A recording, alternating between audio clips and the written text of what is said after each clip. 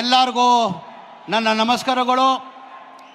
ಜೈ ಭೀಮ್, ಜೈ ಭೀಮ್, ಜೈ ಜೈ ಭೀಮ್.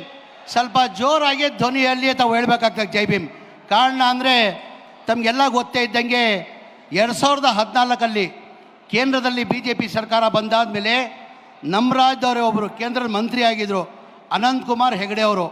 ಅವ್ರು ಏನಂದರು, ನಾವು BJP ಸರ್ಕಾರ ಬಂದಿರೋದೇ ಸಂವಿಧಾನ ತೆಗಿಯೋಕ್ಕಂತ ಹೇಳಿರೋ ತಮಗೆಲ್ಲ ಗೊತ್ತಿರೋದು ವಿಚಾರ.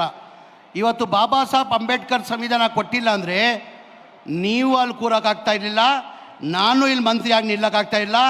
ಇವತ್ತೇನು ನಮ್ಮ ನಾಯಕರಾದಂಥ ರಾಹುಲ್ ಗಾಂಧಿ ಅವರು ಇವತ್ತು ಧ್ವನಿಯನ್ನು ಎತ್ತಿ ಇವತ್ತು ಕಾರ್ಯಕ್ರಮನ ಹಮ್ಮಿಕೊಂಡಿದ್ದೀರಾ, ಆ ಕಾರ್ಯಕ್ರಮನೂ ಹಮ್ಮಿಕೊಳ್ಳೋಕ್ಕೆ ಸಾಧ್ಯ ಆಗ್ತಾ ಇಲ್ಲ.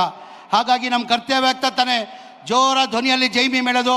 ಜೈ ಭೀಮ್, ಜೈ ಭೀಮ್, ಜೈ ಜೈ ಭೀಮ್. ವೇದಿಕೆ ಮೇಲೆ ಆಸೀನಿರುವ ಎಲ್ಲ ನಮ್ಮ ಪಕ್ಷದ ಮುಖಂಡರೇ, ಇಲ್ಲಿದ್ದಂಥ ಎಲ್ಲ ಕಾರ್ಯಕರ್ತರೆ, ಮೊದಲೇ ಆಗಿ ತಮಗೆ ವರಮಹಾಲಕ್ಷ್ಮಿ ಹಬ್ಬದ ಆರ್ಥಿಕ ಶುಭಾಶಯನ ಕೋರಕ್ಕೆ ಬಯಸ್ತಾ ಇದ್ದೀನಿ. ಇವತ್ತು ಹಬ್ಬದ ದಿನವೂ ಇಷ್ಟು ದೊಡ್ಡ ಮಟ್ಟದಲ್ಲಿ ತಾವು ಬಂದು ಈ ಕಾರ್ಯಕ್ರಮದಲ್ಲಿ ಭಾಗವಹಿಸಿದ್ದೀರಾ. ಹಾಗಾಗಿ ನಿಮಗೆ ಮೊದಲನೇದಾಗಿ ಕೈ ಜೋಡಿಸಿ ದೊಡ್ಡ ನಮಸ್ಕಾರನ ಸಲ್ಸಕ್ಕೆ ಬಯಸ್ತಾ ಇದ್ದೀನಿ. ತಮಗೆಲ್ಲ ಗೊತ್ತೇ ಇದ್ದಂಗೆ ನಮ್ಮ ನಾಯಕರಾದಂಥ ರಾಹುಲ್ ಗಾಂಧಿ ಅವರು ಈ ಚುನಾವಣೆ ಇದರಲ್ಲಿ ನಿನ್ನೆ ಪ್ರೆಸ್ ಮೀಟನ್ನು ಮಾಡಿದ್ದಾರೆ. ತಮಗೆಲ್ಲ ಗೊತ್ತೇ ಇದ್ದಂಗೆ ಡೀಟೇಲ್ ಆಗಿ ಮಾನ್ಯ ರಾಹುಲ್ ಗಾಂಧಿ ಅವರು, ಮಾನ್ಯ ಮುಖ್ಯಮಂತ್ರಿಗಳಾದಂಥ ಸಿದ್ದರಾಮಯ್ಯ ಸಾಹೇಬರು, ಮಾನ್ಯ ಉಪಮುಖ್ಯಮಂತ್ರಿಗಳಾದಂಥ DK ಶಿವಕುಮಾರ್ ಸಾಹೇಬರು ಡೀಟೇಲ್ ಆಗಿ ತಮ್ಮ ಬಂದು ಹೇಳ್ತಾರೆ.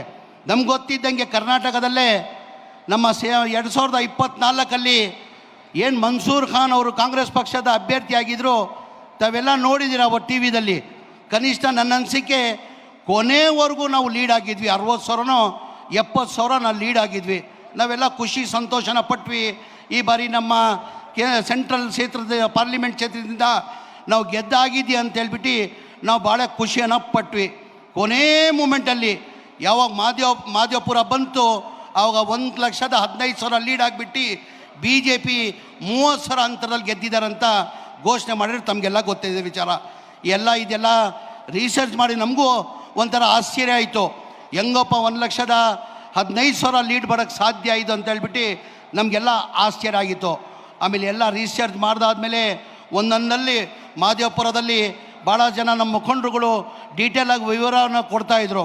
ಭಾಳಷ್ಟು ಕಡೆ 15-20 ಮನೆಗಳಲ್ಲಿ 80 ಮತದಾರರು ಇದ್ದಾರೆ. ಆಮೇಲೆ 15-20 ಮನೆಯಲ್ಲಿ ಒಂದೇ ಬೂತಲ್ಲಿ 71, 72, 73, 74 4-5 ಬೂತು ನನಗೆ ಡೀಟೇಲಾಗಿ ಹೇಳ್ತಾಯಿದ್ರು.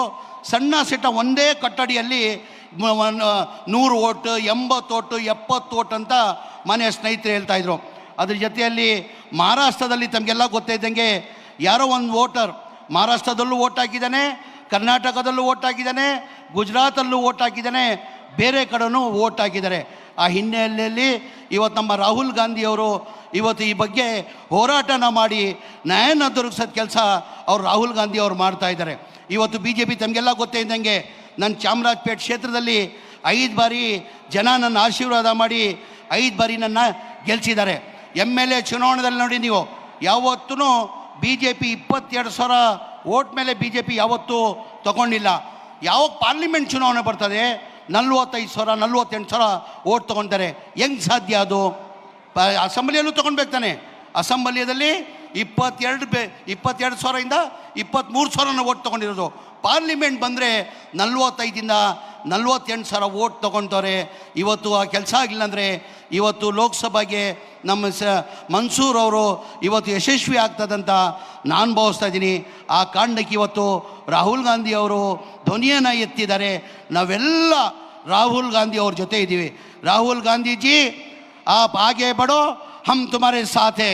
जोराಗಿ ಹೇಳಬೇಕು, ರಾಹುಲ್ ಗಾಂಧೀಜಿ आप आगे बढ़ो हम आपके साथ है ಅಂತ ಹೇಳಿ ನನ್ನ ಮಾತನ್ನು ಮುಗಿಸ್ತೀನಿ. ಜೈ ಹಿಂದ್, ಜೈ ಕರ್ನಾಟಕ, ಜೈ ಕಾಂಗ್ರೆಸ್.